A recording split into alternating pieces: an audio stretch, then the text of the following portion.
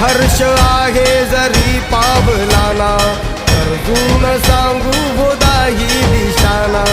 आयुष्य लावू हो आम्ही पणाला, आशा स्वप्न वेड्या तुझ्या लेकराला.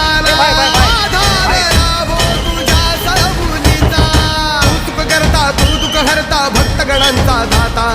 तुझ्या भक्तीचा जागर केला ते वरदान तू आता. रूप निरखता भान हरपले सुंदर मंगल मूर्ती, नसा नसातून उधाणलेली आनंदाची भरती.